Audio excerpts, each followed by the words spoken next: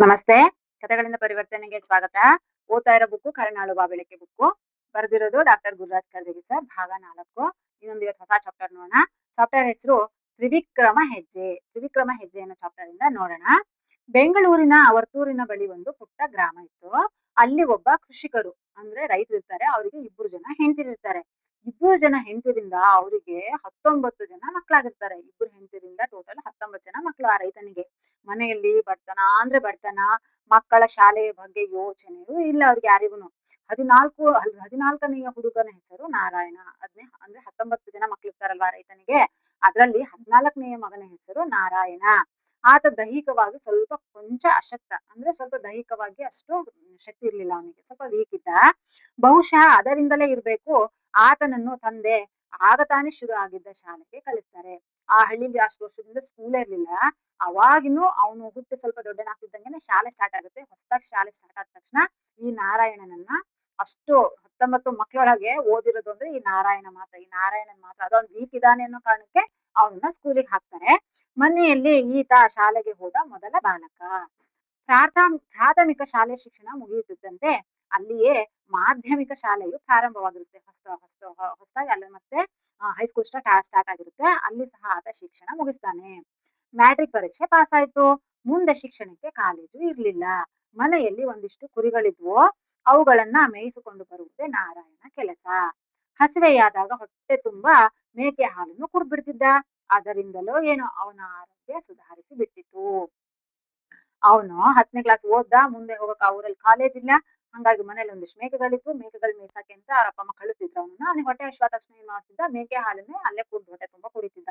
ಆ ಮೇಕೆ ಹಾಲು ತುಂಬಾ ಸ್ಟ್ರಾಂಗ್ ಅಂತ ಹೇಳ್ತಾರಲ್ವಾ, ಮೇಕೆ ಹಾಲು ಮಕ್ಳಿಗೆ ಕುಡಿಸ್ಬೇಕು ಅಂತ ಹೇಳ್ತಾರೆ. ಅಂದ್ರೆ ಅದು ತುಂಬಾ ಸಿಗಲ್ಲ, ರೇರು.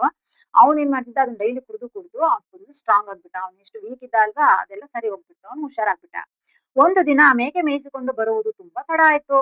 ಸಂಧ್ಯಾ ಕಾಲದಲ್ಲಿ ತಾಯಿ ಮೇಕೆ ಬರದಿದ್ದರೆ ಮರಿಗಳು ಕೂಗ್ಬಿಡ್ತವೆ. ಅಂದ್ರೆ ಮೇಕೆಗಳನ್ನ ಮೇಯ್ಸಕ್ಕೆ ಅಂತ ಹೊರ ಕರ್ಕೊಂಡು ಹೋಗಿರ್ತಾರೆ. ಮೇಕೆಗಳ ಮರಿಗಳೆಲ್ಲ ಅವ್ರ ಅಮ್ಮಗೋಸ್ಕರ ಕಾಯ್ತಾ ಇರ್ತವೆ. ಅವ್ರ ಅಮ್ಮಗಳು ಮೇಕೆಗಳು ಬರ್ಲಿಲ್ಲ ಅಂದ ತಕ್ಷಣ ಇವು ತುಂಬಾ ಕೂಗಕ್ ಶುರು ಮಾಡ್ಬಿಡ್ತವೆ. ಇವಾಗ ಅವ್ರ ಮನೇಲಿ ಹಂಗೆ ಆಯ್ತು. ಅವನು ತಡವಾಗಿ ಬಂದ ನಾರಾಯಣ ಮೇಕೆಗಳನ್ನೆಲ್ಲ ಮೇಯಿಸ್ಕೊಂಡು. ಅವತ್ತೊಂದಿನ ಬರೋ ತಡ ಆಯ್ತು. ಲೇಟ್ ಆಗಿದ್ದಕ್ಕೆ ಮನೆಯಲ್ಲಿ ಆ ಮರಿಗಳೆಲ್ಲ ಕೂಗಕ್ ಶುರು ಮಾಡಿದ್ವು. ನಾರಾಯಣನ ತಂದೆಗೆ ಎಷ್ಟು ಕೋಪ ಬಂತು. ನೋಡು, ಇವನು ಇನ್ನೂ ಬರ್ಲಿಲ್ಲ ಮನೆಗೆ, ಆ ಮರಿಗಳು ಬೇರೆ ಕೂಗ್ತಾ ಇದಾವೆ ಅಂತ ನಾರಾಯಣನ ಮೇಲೆ ತುಂಬಾ ಸಿಟ್ಟು ಬರುತ್ತೆ ಅವ್ರ ಅಪ್ಪನಿಗೆ. ತಡವಾಗಿ ಬಂದಿದ್ದ ನಾರಾಯಣನ ಚೆನ್ನಾಗಿ ಹಿಡ್ಕೊಂಡು ಹೊಡೆದ್ಬಿಡ್ತಾರೆ ಅವರಪ್ಪ. ಹೊಡೆದ್ರು. ದೇಹಕ್ಕೆ ಬಿದ್ದ ಪೆಟ್ಟಿಗಿಂತಲೂ ಅಭಿಮಾನಕ್ಕೆ ಬಿದ್ದ ಪೆಟ್ಟು ಹೆಚ್ಚಾಯ್ತು. ಅವನಿಗೆ ಅವ್ರಪ್ಪ ಹೊಡೆದಿದ್ದು ಬೇಜಾರಿಲ್ಲ, ಆದ್ರೆ ಅವ್ನ್ ತಪ್ಪಿಲ್ಲ ಅಲ್ಲ. ಅವತ್ತು 5 ನಿಮಿಷ ಬರೋದ್ ಲೇಟ್ ಆಗಿದ್ದಕ್ಕೆ ನಮ್ಮಪ್ಪ ನನ್ನನ್ನು ಹಿಂಗ್ ಹೊಡೆದ್ಬಿಟ್ರಲ್ಲ ಅಂತ ಅವನ ಸ್ವಾಭಿಮಾನಕ್ಕೆ ಪೆಟ್ಟು ಬಿದ್ದಿತು. ರಾತ್ರಿ ಎಲ್ಲರೂ ಮಲಗಿದಾಗ ಬಾಲಕ ಮನೆಯಿಂದ ಹೊರಟು ಬಿಟ್ಟ. ಅಂದ್ರೆ ಅವನು ಮನೆ ಬಿಟ್ಟು ಹೊರಡೋಣ ಅಂತ ಡಿಸೈಡ್ ಮಾಡ್ದ. ಮನೆ ಬಿಟ್ಟು ಹೊರಟೋದ. ಬೆಂಗಳೂರು ಸೇರಿ ಒಂದು ಹೋಟೆಲಿನಲ್ಲಿ ಮಾಣಿಯಾಗಿ ಸೇರಿಕೊಂಡ. ಒಂದು ಹೋಟೆಲ್ನಲ್ಲಿ ಮಾಣಿಯಾಗಿ ಸರ್ವರ್ ಆಗಿ ಸೇರ್ಕೊಂಡ. ಹಗಲೆಲ್ಲ ಕೆಲಸ ಮಾಡ್ತಾ ಇದ್ದ. ಅಲ್ಲಿಯೇ ರಾತ್ರಿ ವಸತಿ ಕಲಿಯಬೇಕೆನ್ನುವ ಆಸೆ ಅದಮ್ಯ. ಅವನಿಗೆ ಏನನ್ನಾರು ನಾನು ಕಲಿಬೇಕು, ನಾನು ಏನಾದ್ರು ಸಾಧನೆ ಮಾಡ್ಬೇಕು ಅನ್ನೋ ಆಸೆ, ಆ ಛಲ ಅವನಿಗೆ ತುಂಬಾನೇ ಇತ್ತು. ಸಂಜೆ ಹತ್ತಿರದ ಸಂಸ್ಥೆಗೆ ಹೋಗಿ ಹಿಂದಿ ಭಾಷೆಯಲ್ಲಿ ಪ್ರಥಮ, ಮಾಧ್ಯಮ ಹಾಗೂ ರಾಷ್ಟ್ರ ಭಾಷಾ ಪರೀಕ್ಷೆಗಳನ್ನು ಸಹ ಪಾಸ್ ಮಾಡ್ತಾರೆ. ಫುಲ್ ಡೇ ಕೆಲಸ ಮಾಡ್ತಾರೆ ಹೋಟೆಲ್ ಅಲ್ಲಿ. ರಾತ್ರಿ ಆದ ತಕ್ಷಣ ಅದನ್ನೆಲ್ಲ ಆ ಭಾಷೆಗಳಲ್ಲೆಲ್ಲ ಎಕ್ಸಾಮ್ ಬರೆದು ಪಾಸ್ ಸಹ ಆಗ್ತಾರೆ. ಅದರೊಂದಿಗೆ ಟೈಪಿಂಗು ಸಹ ಕಲಿತಾರೆ. ಇದರ ಜೊತೆಗೆ ಸಂಜೆ 20-30 ಜನ ಬಡ ಮಕ್ಕಳಿಗೆ ಪುಕ್ಕಟೆಯಾಗಿ ಟ್ಯೂಷನ್ ಪಾಠನು ಸಹ ಹೇಳ್ಕೊಡ್ತಾ ಇದ್ರು. ಆಗ ಅವರ ತಿಂಗಳ ಸಂಬಳ 7 ರೂಪಾಯಿ. ಅವ್ರಿಗೆ ಅವಾಗ ಒಂದು ತಿಂಗಳಿಗೆ ಸಂಬಳ 7 ರೂಪಾಯಿ ಬರ್ತಾ ಇತ್ತು. ಮನೆಯಲ್ಲಿ ತಂದೆ ಮಗನನ್ನು ಹುಡುಕಿಸಲು ಪ್ರಯತ್ನಿಸಿ ಸೋತರು. ನನ್ ಮಗ ಮನೆ ಬಿಟ್ಟು ಹೋಗಿದ್ದಾನೆ ಅಂತ ಅವರಪ್ಪ ಎಲ್ಲಾ ಕಡೆನೂ ಹುಡುಕಿಸ್ತಾರೆ. ಆದ್ರೆ ಇವನು ಅವರಿಗೆ ಸಿಗದೇ ಇಲ್ಲ. ಆ ಮನದಲ್ಲಿ ಆ ನೋವು ಅವ್ರಿಗೆ ಉಳಿತು. ಅಯ್ಯೋ, ನನ್ ಮಗನ ಹೊಡ್ಬಿಟ್ನಲ್ಲ, ನನ್ ಮಗ ಮನೆ ಬಿಟ್ಟು ಹೋಗ್ಬಿಟ್ಟಲ್ಲ ಅಂತ ಪಾಪ ಅವರಪ್ಪಂಗೆ ಆ ನೋವು ಅವ್ರ ಮನಸ್ಸಲ್ಲೇ ಉಳಿತು. ಇವರು ಮ್ಯಾಟ್ರಿಕ್ ಪಾಸ್ ಆಗಿದ್ದರಿಂದ ಮತ್ತು ಹಿಂದಿ ಚೆನ್ನಾಗಿ ಬರುತ್ತಿದ್ದರಿಂದ ಒಂದು ಟ್ರಾನ್ಸ್ಪೋರ್ಟ್ ಕಂಪನಿಯಲ್ಲಿ ಕೆಲಸ ಸಹ ಸಿಕ್ತವರಿಗೆ. ಅಟೆಂಡರ್ ಹುದ್ದೆಯಿಂದ ಮ್ಯಾನೇಜರ್ ಆಗಲು ಬಹಳ ಸಮಯ ಬೇಕಾಗ್ಲಿಲ್ಲ. ಫಸ್ಟ್ ಅಟೆಂಡರ್ ಆಗಿ ಒಂದು ಕಂಪನಿ ಕೆಲಸಕ್ಕೆ ಸೇರ್ಕೊಂಡ್ರು. ಅಲ್ಲಿಂದ ಮ್ಯಾನೇಜರ್ ಆಗಕ್ಕೆ ತುಂಬಾ ಟೈಮ್ ತಗೊಂಡ್ಲಿಲ್ಲ. ಯಾಕೆ ಅಂದ್ರೆ ಅವರಿಗಿದ್ದಂತಹ ಏನು ಶ್ರದ್ಧೆ, ಸಮಯ ಪ್ರಜ್ಞೆ, ಪ್ರಾಮಾಣಿಕತೆ, ಇದರಿಂದ ಅವರು ಅಟೆಂಡರ್ ಆದರು. ಸಡನ್ ಆಗಿ ಮ್ಯಾನೇಜರ್ ಆಗ್ಬಿಟ್ರು. ಸಂಬಳ ತಿಂಗಳ 500 ರೂಪಾಯಿ ಆಯ್ತು. ಅವಾಗ ಆ ತಿಂಗಳ ಸಂಬಳ 500 ರೂಪಾಯಿ ಆಯ್ತು. ಬೆಂಗಳೂರು, ಮುಂಬೈಗಳಲ್ಲಿ ಸಮರ್ಥವಾಗಿ ಕಾರ್ಯ ನಡೆಸಿದ್ರು. ಯಾವುದೋ ಒಂದು ವಿಷಯದಲ್ಲಿ ಸಾತ್ವಿಕ ಭಿನ್ನಾಭಿಪ್ರಾಯ ಬಂದು ಕಂಪನಿ ಬಿಟ್ಟು ಬೆಂಗಳೂರಿಗೆ ಬಂದು ಮತ್ತೊಂದು ಟ್ರಾನ್ಸ್ಪೋರ್ಟ್ ಕಂಪನಿ ಸೇರ್ಕೊಂಡ್ರು. ಅಂದ್ರೆ ಅವರು ಫಸ್ಟ್ ಎಲ್ಲಿದ್ರು, ಮುಂಬೈಯಲ್ಲಿದ್ರು. ಮುಂಬೈಲಿ ಮತ್ತೆ ಬೆಂಗಳೂರಲ್ಲಿ 2 ಕಡೆನೂ ಕೆಲಸ ಮಾಡ್ತಾ ಇದ್ರು. ಮುಂಬೈಯಲ್ಲಿ ಏನೋ ತೊಂದ್ರೆ ಆಯ್ತು ಅಂತ ಹೇಳಿ ಅವ್ರೇನ್ ಮಾಡ್ಬಿಟ್ರು, ಮುಂಬೈನ ಬಿಟ್ಟು ಬೆಂಗಳೂರಿಗೆ ಬಂದ್ಬಿಟ್ರು. ಬೆಂಗಳೂರಿಗೆ ಬಂದು ಇನ್ನೊಂದು ಹೊಸ ಟ್ರಾನ್ಸ್‌ಪೋರ್ಟ್ ಕಂಪನಿಗೆ ಸೇರ್ಕೊಂಡು, ಅಲ್ಲಿ ಕೆಲ್ಸಕ್ಕೆ ಸೇರ್ಕೊಂಡ್ರು. ಆಗಲೇ ಕಷ್ಟಪಟ್ಟು ದುಡ್ಡು ಕೂಡಿಸಿ ₹10,000 ಗಳಿಸಿ ಇಟ್ಟಿದ್ದರು. ಆಲ್ರೆಡಿ ಅವರು ದುಡ್ಡನ್ನು ಉಳಿಸಿ ₹10,000 ಆಲ್ರೆಡಿ ಸೇವ್ ಮಾಡಿದ್ರವ್ರು. ಆಗ ಒಂದು ದಿನ ಆಕಸ್ಮಿಕವಾಗಿ ಇವರ ಒಬ್ಬ ಅಣ್ಣ ಇವರನ್ನು ನೋಡಿ ಗುರುತಿಸಿದರು. ಇವ್ರೊಬ್ಬ ಅಣ್ಣ ಅವ್ರ ತಮ್ಮನ್ ನೋಡಿ, "ಅಯ್ಯೋ ನನ್ ತಮ್ಮ ಅಲ್ವಾ?" ಅಂತ ಹೇಳಿ ಗುರುತಿಸಿದ್ದಾರೆ. ಇಬ್ಬರು ಮನಸಾರೆ ಅಳ್ತಾರೆ. ಅಣ್ಣ ತಮ್ಮ ಇಬ್ರು ಹಗ್ ಮಾಡ್ಕೊಂಡು ಮಾತಾಡ್ಕೊಂಡು ಇಬ್ರು ಮನಸಾರೆ ಅತ್ತು ಬಿಡ್ತಾರೆ. ಅಣ್ಣ ಅವರನ್ನು ಮನೆಗೆ ಕರ್ಕೊಂಡು ಹೋಗ್ತಾನೆ. "ಬಾ ಸಾಕು ನೀನಿರೋದು, ಮನೆ ಹೋಗೋಣ ಬಾ, ನೀನ್ ಬದುಕಿದ್ಯಲ್ಲ ನನಗೆ ಅಷ್ಟೇ ಅದೇ ಖುಷಿ. ಅಪ್ಪ ಅಮ್ಮ ನೋಡಿ ನೀನ್ ತುಂಬಾ ಖುಷಿ ಪಡ್ತಾರೆ, ಬಾ ಮನೆ ಹೋಗೋಣ" ಅಂತ ಹೇಳಿ ತಮ್ಮನನ್ನ ಅಣ್ಣ ಮನೆ ಕರ್ಕೊಂಡು ಹೋಗ್ತಾರೆ.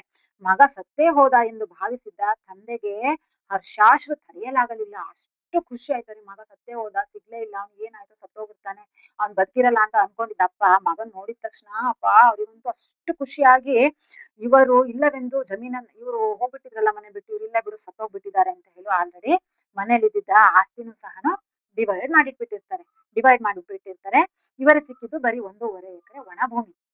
ಅವ್ರಿಗಿದ್ದಿದ್ ಜಮೀನ ಎಲ್ಲ ಮಕ್ಳಿಗೂ 19 ಜನ ಮಕ್ಳಿರ್ತಾರಲ್ವಾ, 19ರಲ್ಲಿ ಇವ್ರು ಮನೆ ಬಿಟ್ಟು ಹೋದ ತಕ್ಷಣ ಇವ್ರು ಸತ್ತೋಗ್ಬಿಟ್ಟಿದ್ದಾರೆ ಇಲ್ಲ ಅನ್ಕೊಂಡು ಅವರಪ್ಪ ಏನ್ ಮಾಡ್ತಾರೆ, ಎಲ್ಲಾ ಆಸ್ತಿನೂ ಗದ್ದೆ ಜಮೀನನ್ನು ಪ್ರತಿಯೊಂದನ್ನು ಎಲ್ಲರಿಗೂ ಡಿವೈಡ್ ಮಾಡಿಟ್ಬಿಟ್ಟಿರ್ತಾರೆ. ಇವ್ರಿಗೆ ಸಿಕ್ಕಿದ್ ಲಾಸ್ಟಿಗೆ ಏನು ಒಂದು ಒಣ ಭೂಮಿ, ಅಂದ್ರೆ ಅದ್ರಲ್ಲಿ ಏನು ಬೆಳೆಯಕ್ಕೆ ಸಾಧ್ಯ ಇಲ್ಲ, ಬಂಜರ ಭೂಮಿ ಅಂತೀವಲ್ಲ ಆತರ ಬಂಜರ ಭೂಮಿ, ಒಣ ಭೂಮಿ ಇವರಿಗೆ ಕೊಡ್ತಾರೆ ಅವರಪ್ಪ. ತನ್ನ ಅಕ್ಕನ ಮಗಳೊಂದಿಗೆ ಮದ್ವೆನೂ ಸಹ ಆಗುತ್ತೆ. ಅವ್ರ ಅಕ್ಕ ಇರ್ತಾರಲ್ವಾ, ಅವ್ರ ಅಕ್ಕನ ಮಗಳ ಜೊತೆ ಇವ್ನಿಗೆ ಮದ್ವೆ ಮಾಡ್ತಾರೆ. ಮನೆ ಸೇರಿದ ಹೆಣ್ಣು ದೇವತೆಯಾದಳು. ಅವ್ರು ತುಂಬಾ ಒಳ್ಳೆಯವ್ರು ಅವ್ರ ಅಕ್ಕನ ಮಗಳು. ಪರಿಶ್ರಮದಿಂದ ಸ್ನೇಹಿತೆಯಾದಳು, ಪ್ರೇಮದಿಂದ ತಾಯಿಯೂ ಸಹ ಆದ್ಲು. ಇವ್ರು ನಾರಾಯಣರಿಗೆ ಅವ್ರ ಅಕ್ಕನ ಮಗಳು ಮದ್ವೆ ಆದ್ಮೇಲೆ ಅವ್ಳು ತುಂಬಾ ಒಳ್ಳೆಯವಳು. ಅಷ್ಟು ಅವಳ ಸ್ನೇಹದಿಂದ ಪ್ರೇಮದಿಂದ ತಾಯಿ ಆದ್ಲು. ನಾರಾಯಣ ರೆಡ್ಡಿಯವರು ಆಕೆಯನ್ನು ಮನೆ ದೇವತೆ ಎಂದು ಭಾವಿಸಿ ನಡೆದರು. ಅಂದ್ರೆ ಇವಳು ನನ್ನ ಅದೃಷ್ಟ, ಇವಳು ನನ್ನ ದೇವತೆ ಅಂತ ಹೇಳಿ ಅವ್ರ ಹೆಂಡತಿನ ಅಷ್ಟು ಪ್ರೀತಿಸ್ತಿದ್ರು, ಅಷ್ಟು ಪೂಜಿಸ್ತಿದ್ರು ನಾರಾಯಣರು. ಇಬ್ಬರು ಹಗಲು ರಾತ್ರಿ ದುಡಿದು ಕೃಷಿ ಕಲಿತರು, ಮತ್ತೊಬ್ಬರಿಗೂ ಸಹ ಕಲಿಸಿದ್ರು. ಸಾವಯವ ಕೃಷಿ ಮನಸ್ಸನ್ನು ಸೆಳೆಯಿತು, ಅದರಲ್ಲೇ ತನ್ಮಯವಾಗಿ ಹೋದ್ರು. ಇಬ್ರು ಗಂಡ ಹೆಂಡತಿ ರಾತ್ರಿ ಹಗಲು ಆ ಒಣ ಭೂಮಿ ಇತ್ತಲ್ಲ, ಆ ಒಣ ಭೂಮಿಯಲ್ಲೇ ಅವ್ರು ನಾನು ಏನಾದ್ರು ಒಂದ್ ಮಾಡ್ಬೇಕು ಅಂತ ಹೇಳಿ ಗಂಡ ಹೆಂಡತಿ ಇಬ್ರು ಕೃಷಿಯನ್ನು ಕಲಿತು ಅದ್ರಲ್ಲಿ ಬೆಳೆಯನ್ನು ಬೆಳೆಯಕ್ ಶುರು ಮಾಡ್ತಾರೆ. ಅದರಲ್ಲೇ ತನ್ಮಯಾಗಿ ಹೋದ್ರು. ಮತ್ತಷ್ಟು ಜಮೀನನ್ನು ಸಹ ಕೊಳ್ತಾರೆ, ಇನ್ನೊಂದಿಷ್ಟು ಜಾಸ್ತಿ ಜಮೀನನ್ನು ಕೊಳ್ತಾರೆ. ಈಗ ಅವರ ಜಮೀನಿನ ಬೆಲೆ 40 ಕೋಟಿಗೂ ಹೆಚ್ಚು. ಅವ್ರ ಹತ್ರ ಇರೋ ಭೂಮಿ ಬೆಲೆ ಏನಿದೆ 40 ಕೋಟಿಗೂ ಹೆಚ್ಚು. ನಾರಾಯಣ ರೆಡ್ಡಿಯವರು ಇಂದು ಸಾವಯವ ಕೃಷಿಯಲ್ಲಿ ಭಾರತದಲ್ಲಿ ಹೆಚ್ಚು ಮಾನ್ಯರಾದವರು. ತಮ್ಮ ಜಮೀನಿನಲ್ಲಿಯೇ 15,000 ಮರಗಳನ್ನು ನೆಟ್ಟಿದ್ದಾರೆ. ಬೇರೆಯವರನ್ನು ಪ್ರೋತ್ಸಾಹಿಸಿ ಕೋಟ್ಯಾಂತರ ಮರ ನೆಡಲು ಇವರು ಕಾರಣರಾಗಿದ್ದಾರೆ.